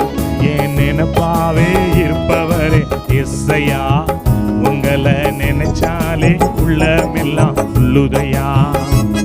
என் நினைப்பாவே இருப்பவரே இசையா. உங்களை நினைச்சாலே உள்ளமெல்லாம் துள்ளுதையா. உங்களை நினைச்சாலே உள்ளமெல்லாம் துள்ளுதையா. உங்களை நினைச்சாலே உள்ளமெல்லாம் துள்ளுதையா.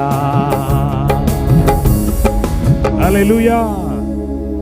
எத்தனை பேருக்கு பிள்ளைகள் இருக்காங்க? கை வெட்டி காட்டுங்க பார்க்கலாம். எனக்கு 2 பிள்ளைகள்.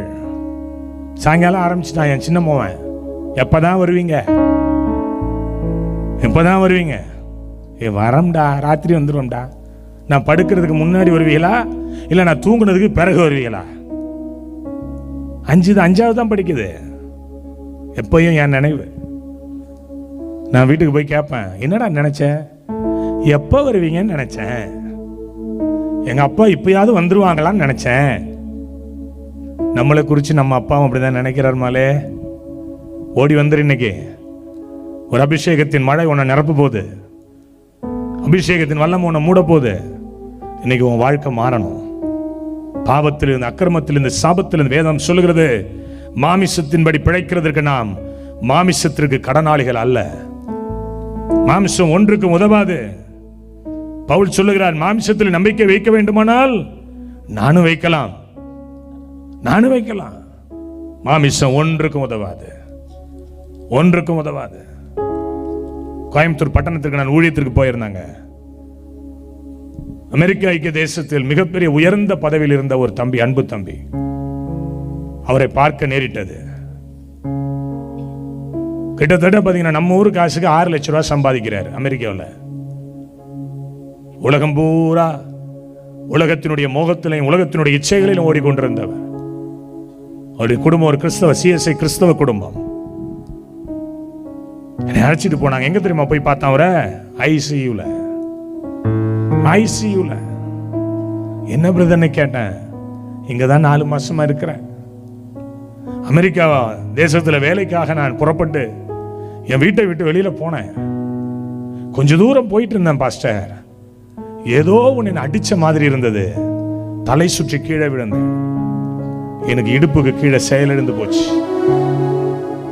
செயலிழந்து போச்சு. வருமானம் போச்சு, பேர் போச்சு, புகழ் போச்சு, அந்தஸ்து போச்சு, எல்லாம் போச்சு.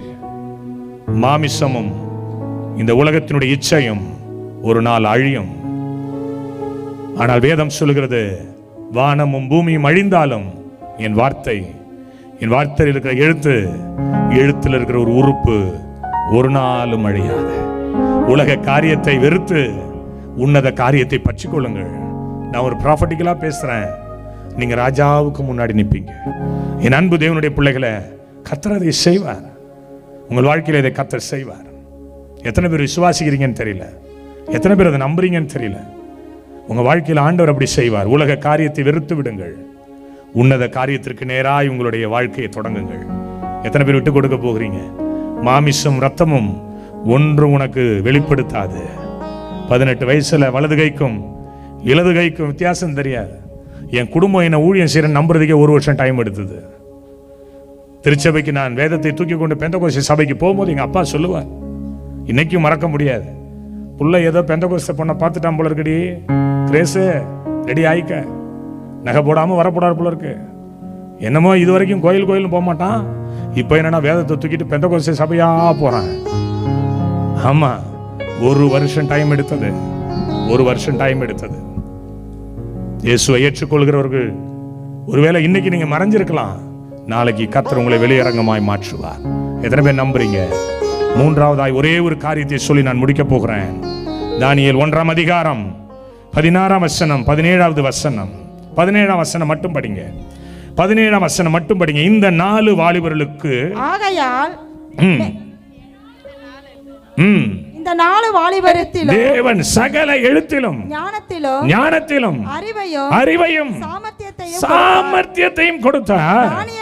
தானியேலை சகல தரிசனங்களையும் சொப்பனங்களையும் அறியத்தக்க அறிவுள்ளவனாக்கினார். மூன்றாவது, தேவ ஆவிக்கு விட்டுக் கொடுங்கள், தேவ வல்லமைக்கு விட்டுக் கொடுங்கள். காலையில் அம்பத்தூர்ல சூப்பர் ஆவியான இறங்கினார் இல்லையா? நல்ல ஒரு தேவ மகிமை. பாதி பிரசங்கம் வரைக்கும் ஏன்டா இங்க வந்தோன்னு தான் தோணுச்சு எனக்கு. பாதி பிரசங்கம் வரைக்கும் சும்மா அங்க ரூம்லயாவது படுத்து கிடந்திருக்கலாம் ஐயா, இங்க வந்து மாட்டிக்கிட்டோம் ஐயா. பாதி பிரசங்கத்துக்கு மேல ஆவியாளர் பார்த்த என் புள்ள போராடுறான், வந்துட வேண்டியதுதான். இறங்கி வந்தார், நடக்க முடியாத கால்களை நடக்க வைத்தார். ஒரு தம்பி சொன்னான், சரியாய் தீர்க்க தரிசனம் சொல்லி அவன் சொன்னான், உண்மை, நான் தூங்கி 4 நாள் ஆகுது, குழப்பத்தில் இருந்தேன், இப்போ என்னை விட்டு ஒரு அசுத்த வல்லமை வெளியே ஓடியது. ஒரு தாயார் சொன்னாங்க, ஐயா பயங்கர பேக் பெயின்ல வந்தையா, கழுத்து வலி, தலை சுத்துனுச்சு. கடைசியா வந்து சொல்லிட்டு போனாங்க, என் தலை சுத்திக்கிட்டு இருந்துச்சு, கைய வச்சுங்க கரண்ட் மாதிரி இருந்துச்சு. கர்த்தர் எனக்கு விடுதலை கொடுத்துட்டார். ஒரு அருமையான அன்பு சகோதரர் சொன்னார், பேக் பெயின்ல வந்து ஒரு சொன்னார், இந்த ஊழியக்காரன் வாழணும், இந்த ஊழியக்காரன் நல்லா இருக்கணும், இந்த ஊழியக்காரனை குறித்து கேள்விப்பட்டிருக்கிறேன், இன்னைக்கு தான் நேரா பார்க்கிறேன். அவங்க சொன்னாங்க, தமிழ் டிவி பார்த்துருக்கையா, நம்பிக்கையில பார்த்துருக்கேன், உங்களை இன்னைக்கு முகமுகமாய் பார்க்கிறேன். கையை வச்சு அடுத்த நிமிஷம் கர்த்தர் விடுதலை கொடுத்தார். தேவ ஆவியினால் நிரப்பப்படுங்க. இது வேணும் நமக்கு. இன்னைக்கு ஒரு பெந்தெகோஸ்தே அனுபவம் நமக்குள்ள வேணும். பெந்தெகோஸ்தே என்பது ஒரு சபை அல்ல, அது ஒரு அனுபவம். ஆமென் சொல்லுங்களேன். அந்நிய பாஷை பேசணும், தேவனுடைய மகிமையினால் நிரப்பப்படணும். 1 தானியேல் 1:19 வாசித்தீர்களேயானால், ராஜா அவர்களுடைய பேசினான், அவர்கள் எல்லாருக்குள்ளும் தானியேல், அனனியா, மிஷாவேல், அசரியா என்பவர்களைப் போல வேறு ஒருவரும் காணப்படவே இல்லை. வேறு ஒருவர் உன்னை போல இருப்பதில்லை.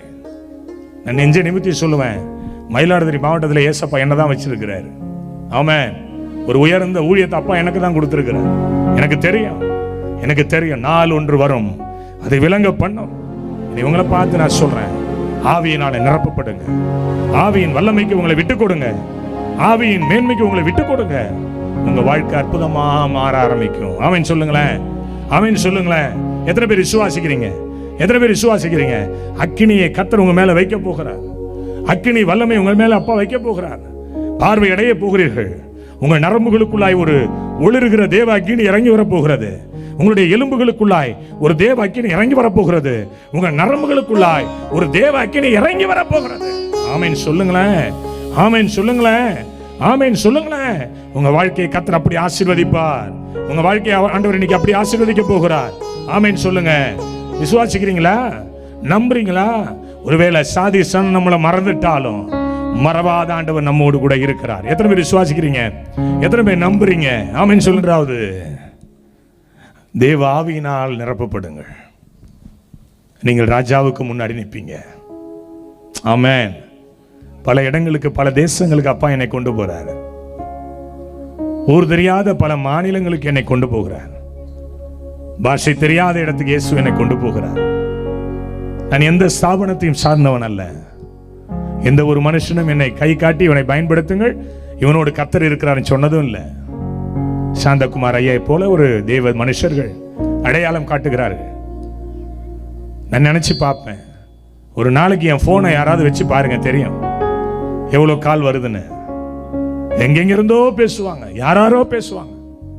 ஐயா உங்களை இப்படி பார்த்தேன், இங்க பார்த்தேன், இப்படி கேள்விப்பட்டிருக்கேன். ஒரு சாதாரண ஒரு மனுஷன் போனால் நடக்குமா? தேவாவியானவர் இந்த மைதானம் முழுவதும் இறங்கி கொண்டிருக்கிறார். இப்பொழுது இந்த எல்லை எங்கிலும் இறங்கி கொண்டிருக்கிறார். ஒரு வித்தியாசமான மகிமை நீங்கள் உணர்ந்து கொண்டிருக்கிறீர்கள். எத்தனை பேர் அதை உணர்றீங்கன்னு தெரியல. உங்க மேல ஒரு பனியை போல ஆவியான இறங்கி கொண்டிருக்கிறார். ஹல்லேலூயா, ஹல்லேலூயா. எலியா, எலிசா என்கிற தேவ மனிதர்கள் எலியா எடுத்துக்கொள்ளப்பட போகிறான். எடுத்துக்கொள்ளப்படும் போது எலிசாட்ட கேட்கிறான். 1 ராஜாக்கள், நீங்கள் வேதத்தில் வாசித்தீர்களேயானால் 2 ராஜாக்கள் 2ஆம் அதிகாரம் 9ஆம் வசனத்தில் அக்கறை பட்ட பின்பு எலியா எலிசாவை நோக்கி கேட்கிறான், உன்னை விட்டு நான் எடுத்துக்கொள்ளப்பட போகிறேன், உனக்கு நான் என்ன செய்ய வேண்டும்? எலிசா சொல்லுகிறார், ஐயா, உங்கள்ட்ட இருக்கிற அந்த காரை என்கிட்ட கொடுத்துருங்க, உங்கள்ட்ட இருக்கிற வீட்டை எனக்கு கொடுத்துருங்க, நீங்க வச்சிருக்கீங்களே இந்த ஷர்ட் பேண்ட் எல்லாம் எனக்கு கொடுத்துருங்க. கேட்டானா, இல்ல, உங்கள்ட்ட இருக்கிற ஆவியின் வரம் எனக்கு அப்படியே பத்தாது, 2 வேணும். இன்னைக்கு கேளுங்க, இந்த ஹென்றி சாமுவேல் அண்ணன் மேல இருக்க தேவ பிரசன்னம், இந்த ஹென்றி சாமுவேல் அண்ணன் மேல இருக்க தேவ அபிஷேகம் எனக்கு 2 வேணும், எனக்கு 2 வேணும், 2 மடங்கு எனக்கு வேணும். எலியா சொல்லுகிறார், ஐயோ, அரிதான காரியத்தை நீ கேட்டாய், ஆனால் ஒன்று சொல்லுகிறேன், நான் எடுத்துக்கொள்ளப்படும் போது நீ என்னை கண்டால், எடுத்துக்கொள்ளப்படும் போது நீ என்னை கண்டால் நீ அதை பெற்றுக்கொள்வாய். அக்கறைப்பட்டார்கள், போய்கொண்டிருக்கிறார்கள். அக்னிமயமான காற்று குதிரைகளோடு இறங்கி வருகிறது. எலியா சுழல் காற்றிலே எடுத்துக்கொள்ளப்படுகிறான். எலிசா பார்த்துக்கிட்டு இருக்கிறான். ஐயோ, என்ன வேணும்னு கேட்டாரே, 2 மடங்கு வெள்ளம் வேணும்னு கேட்டனே, கொடுக்காம போறாரே, நெஞ்சில் அடிச்சு அழுகுறான். இஸ்ரவேலுக்கு குதிரையும் ரதவுமா இருந்தவரே, என்னை விட்டு போயிட்டீரா? ஒருவேளை மனிதன் மறந்து போகலாம், எலியா மறந்து போகலாம். போய்கொண்டிருக்கும் போது இயேசு அந்த ஷால்வை அப்படியே கீழே தட்டிவிட்டார். மேலிருந்து அந்த ஷால்வை இறங்கி வந்தது, எலிசா மேல் வந்து அமர்ந்தது. எலியா அழுது கொண்டே வருகிறான். மறுபடியும் அந்த ஆறு ஓடிக்கொண்டிருக்கிறது. அந்த ஷால்வையை முறுக்கி எலியாவின் தேவன் எங்கே என்று சொல்லி அடித்தான். யோர்தான் 2ஆய் பிளந்து நின்றது. நான் ஒரு காரியம் சொல்லட்டா, எலியாவினுடைய கடைசி அற்புதம் எலிசாவின் முதல் அற்புதம். எலியா செய்ததை தாண்டி எலிசா 4 அதிகாரத்துக்குள்ள எலியா செய்த அத்தனை ஊழியத்தை செஞ்சு முடிச்சிருப்பான். என் அன்பு தேவனுடைய பிள்ளைகளே, ஆவியை கேளுங்கள். பூமியின் மேல் அக்கினியை போட வந்தேன், அது இப்பொழுதே பற்றி எறிய வேண்டும் என்று விரும்புகிறேன். நானும் பைத்தியக்காரனை போல கேட்பாங்க, 40 நாள் உபவாசம், 50 நாள் உபவாசம், 100 நாள் உபவாசம். நான் என் மனைவி நானும் சேர்ந்து இருப்போம் பாருங்க, 120 நாள் உபவாசம். எனக்கு அவளை பார்த்தா பாவமா இருக்கும். நீ சாப்பிடு, உனக்கு உடம்பு தாங்காது, நீ சாப்பிடு. இல்லை, என் ஊழியம் உன் ஊழியம் உங்க ஊழியம் இல்லை, சேர்ந்து தானே ஊழியத்தை செய்கிறோம். நானும் இருக்கிறேன், இருப்போம். 120 நாள், 90 நாள், 70 நாள் என்னுடைய நீதியை பிரசங்கிக்க நான் இங்கே வரவில்லை, விட்டு கொடுத்தோம். இன்னைக்கு கர்த்தர் எத்தனையோ விதமான அற்புதங்களை செய்து கொண்டு வருகிறார். எத்தனையோ விதமான அற்புதங்கள் கண்களால் நம்பவே முடியாதுங்க, காதுகளால் கேட்கவே முடியாது. ஐயா, நீங்க சொன்ன அதே தேதியில கர்த்தர் என் கர்ப்பத்தை ஆசீர்வதிச்சார். நீங்க சொன்ன அதே நாள் அதே நேரம் கர்த்தரனை ஆசீர்வதிச்சார். என் பிள்ளைக்கு வேலை இல்லாம இருந்தேன், கர்த்தரனுக்கு வேலையை கொடுத்தார். என் பிள்ளை குடிச்சிட்டு ரோட்ல திரிஞ்சான், இன்னைக்கு என் பிள்ளை உருப்படியா மாறி இருக்கிறான். எத்தனையோ சாட்சி. ஆவியின் வரம் இன்னைக்கு இறங்கி வரப்போகிறது, உங்கள் ஒவ்வொரு மேலும் இறங்க போகிறது. இயேசு இதை சொன்னார், நான் போகிறேன், என்னை சிலுவையில் அறைவார்கள், நான் இரத்த காயத்தோடு சிலுவையிலே தொங்கிக் கொண்டிருப்பேன். பின்னா கிறிஸ்டியன்கிற முட்களினாலே என் தலையை சுற்றி வைத்து, முட்களினாலே ஒரு முடியை பின்னி வைத்து ஓங்கி ஓங்கி அடிப்பார்கள். நன்கு உழத்தெறிந்த உழவனால் உழப்பட்ட நிலத்தை போல என்னுடைய முதுகு மாறும். அவருடைய இரத்தத்தின் பெருந்துளிகள் அவருடைய கைகளில் இருந்து, அவருடைய கால்களில் இருந்து 5 காயங்களை ஏற்ற இயேசு கிறிஸ்து தொங்கினார். 18 கிலோமீட்டர் சுண்ணாம்பு பாறை, செங்குத்தான சுண்ணாம்பு பாறை. பரியாசங்கள், தூஷணங்கள், நிந்தைகள். நீ கிறிஸ்துவானால் உன்னையே நீ ரட்சித்துக்கொள். எத்தனையோ விதமான வசைப்பாட்டுகள். தலையை தூக்கி உதட்டை பிதுக்கி அவரை கேலி கிண்டல் செய்தார்கள். தூஷணங்கள். இயேசு பொறுமையா இருந்தார். போகும்பொழுது இயேசு தம்முடைய சீஷருக்கு சொன்னார், நான் போகிறேன், நான் போவேனே ஆகில் வேறொரு தேற்றரவாளனை உங்களுக்கு அனுப்புவேன். அவர் வருவார். அவர் நான் வந்துட்டு போற மாதிரி போயிட மாட்டார். 30 வருஷம் இருந்துட்டு போயிட மாட்டார். 33 வருஷம் இருந்துட்டு போயிட மாட்டார். அவர் ஆயுசு முழுவதும் உங்களோடு இருப்பார், உங்களுக்கு போதிப்பார், உங்களை நடத்துவார், உங்களோடு கூட இருப்பார். அவரை நீங்கள் இப்பொழுது தேடப் போகிறீர்கள். அந்த அக்கினிமயமான ஆவியானவர் உங்களை நிரப்ப போகிறார். நீங்கள் ராஜாக்களுக்கு முன்பாக நிற்கும்படி ஒரு தகுதியுடைய பிள்ளைகளாய் உங்களை கர்த்தர் மாற்றப் போகிறார். நேற்று இந்த இடத்துல நான் புறப்பட்டு வெளியில போனேன். ஒரு 4 குட்டி பசங்க, சின்ன சின்ன பசங்க வந்து கேட்டான், அங்கிள் நாளைக்கு நீங்க தான் வருவீங்களா? ஆமாண்டா, நான் தான் வருவேன். நீங்களே வாங்க அங்கிள், நீங்களே வாங்க. கிரெடிட், அதுதான் கிரெடிட். ஏன்டா? நல்லா இருக்கு, ஊழியம் நல்லா இருக்கு அங்கிள், வாங்க. இன்னைக்கு 2 பசங்க தான் எனக்கு கார் கதை திறந்து விட்டான். அவங்க ஊழியம் ஆரம்பிச்சிருச்சு. நானும் கூட அப்படிதான் கார் கதை திறந்து விட்டு தான் ஊழியம் ஆரம்பிச்சேன். இன்னைக்கு ஏன் கார் கதை திறக்க எத்தனையோ பேர் கத்தர் வச்சிருக்கிறார். ஆமென் சொல்லுங்களேன். ஆவியில நிரப்பப்படுங்க. உங்களுடைய கண்கள் இன்னைக்கு மறுரூபம் அடையட்டும். உங்களுடைய காதுகள் இன்னைக்கு விருத்த சேதனம் அடையட்டும். உங்களுடைய இருதயம் இன்றைக்கு விருத்த சேதனம் அடையட்டும். உங்கள் நரம்புகளுக்குள்ள இந்த அக்கினி புறப்பட்டு வரட்டும். உங்களுடைய சரீரத்தில் இந்த அக்கினி புறப்பட்டு வரட்டும். உங்களுக்குள்ள இருக்கிற சத்ருவின் கிரியைகள் உங்களை விட்டு வெளியே புறப்பட்டு ஓடட்டும். அந்த பொல்லாத சர்ப்ப ஆவி, அந்த பொல்லாத பலவீனப்படுத்துகிற ஆவி உங்களை விட்டு வெளியே போகட்டும். அக்கினியை கர்த்தர் இன்றைக்கு உங்க மேல வைக்க போகிறார். அதை விரும்புங்க, அதை விரும்புங்க, அதை விரும்புங்க. எத்தனை பேர் கேட்க போறீங்க? அப்போஸ்தலர் நடபடிகள் வேதம் சொல்லுகிறது 2ஆம் அதிகாரத்தில் அவர்கள் ஒருமனப்பட்டு ஓரிடத்தில் கூடி வந்தார்களாம். பலத்த காற்று அடிக்கிற முழக்கம் போல வானத்திலிருந்து ஒரு சடிதியில் ஒரு முழக்கம் உண்டானது. பயந்து கொண்டிருந்த அவர்கள் மேல விரிந்திருக்கிற நாவுகளை உடைய அக்கினி பிழம்புகள் இறங்கி வந்தவர்களை ஆளுகை செய்ய ஆரம்பித்தது. அந்த கூட்டத்தில் இருந்தவன் தான் பேதுரு. எருமி நின்று பிரசங்கம் பண்ணினான். ஒரே பிரசங்கத்தில் 3000 பேரை ரட்சிப்புக்குள் நடத்தினான். மறுதலித்தவன் தான், சபித்தவன் தான், சத்தியம் பண்ணினவன் தான், இயேசு எனக்கு தெரியாது என்று சொன்னவன் தான். ஆனால் ஆவியானவர் வரும்பொழுது, ஆவியின் அபிஷேகம் வரும்பொழுது, ஆவியின் அக்கினி இறங்கி வந்து தொடும்பொழுது, அவன் எழும்பி நின்று பிரசங்கம் பண்ணும் பொழுது ஒரே பிரசங்கத்தில் 3000 பேர், ஒரே பிரசங்கத்தில் 3000 பேர். 3ஆம் அதிகாரத்தில் வந்தீர்களே ஆனால் அவன் ஒரு முடவனை எழுப்பி நடத்தி விடுகிறான். நசரேனா இயேசுவின் நாமத்தில் எழும்பி நட. 5ஆம் அதிகாரத்திற்கு வந்தீர்களேயானால் பேதுரு நிழலாகிலும் படும்படி அவனுடைய மரண படுக்கையில் இருக்கிற நிழல் அவனுடைய நிழலாகிலும் படும்படி கொண்டு வந்து போட்டார்கள். நிழல் பட்ட மாத்திரத்தில் அநேகர் சுகமானார்கள். 8ஆம் அதிகாரத்தில் பாருங்களேன், யூப்பித்தர்னா, 8ஆம் அதிகாரத்தில் மெர்க்குரின்னா, 12ஆம் அதிகாரத்திற்கு பாருங்களேன், சிறைச்சாலையில் கதவுகள் திறக்கப்பட்டது. 13ஆம் அதிகாரத்தில் சிறைச்சாலையினுடைய கதவுகள் திறக்கப்பட்டது. ஒரு பெரிய திரள் எழுப்புதலை, ஒரு பெரிய திரள் கூட்டத்தை பேதுரு சம்பாதித்துக் கொண்டான். இவன் யார்? இவன் யார்? சாதாரணமாய் சின்னதை அறையை கட்டிக்கொண்டு கடலில் குதித்த ஒரு மீனவன் தான். ஆனால் கர்த்தர் அவன் வாழ்வாதாரத்தை மாற்றினார். அவன் மீது தன்னுடைய அக்கினியை வைத்தார். பேதுரு ராஜாக்களுக்கு முன்பாக நிற்க ஆரம்பித்தான். ஆசாரியர்களுக்கு முன்பாக நிற்க ஆரம்பித்தான். யூதர்களுக்கும் கிரேக்கர்களுக்கும் தெரியாத விஷயத்தை பேச ஆரம்பித்தான். இன்றைக்கு உங்களையும் அப்படி கர்த்தர் மாற்ற விரும்புகிறார். எத்தனை பேர் நம்புறீங்க? எத்தனை பேர் விசுவாசிக்கிறீங்க? எத்தனை பேர் விசுவாசிக்கிறீங்க? உங்க வாழ்க்கையில் ஒரு பெரிய மாற்றத்தை நீங்கள் பார்க்கணும்னா, முதலாவது தேவன் சொல்லுகிற காரியம் தீர்மானம் விடுங்கள். 2வது உலக காரியத்தை ஒதுக்கி விடுங்கள். 3வது ஆவியானவருக்கு இறைஞ்சி நில்லுங்கள். ஆவியானவருக்காக காத்திருங்கள். ஆவியானவருடைய பிரசன்னத்திற்காக விட்டுக் கொடுங்கள். வாலிப பிள்ளைகள் மேலெல்லாம் இன்னைக்கு ஒரு அக்கினியை வைத்து விட்டு இந்த இடத்துல நான் புறப்பட்டு போக போகிறேன். உங்களுடைய வாழ்வாதாரம் மாற ஆரம்பிக்கும். உங்களுடைய எண்ணங்கள் மாற ஆரம்பிக்கும். உங்களுடைய இயக்கங்கள் மாற ஆரம்பிக்கும். உங்களுடைய விருப்பங்கள் மாற ஆரம்பிக்கும்.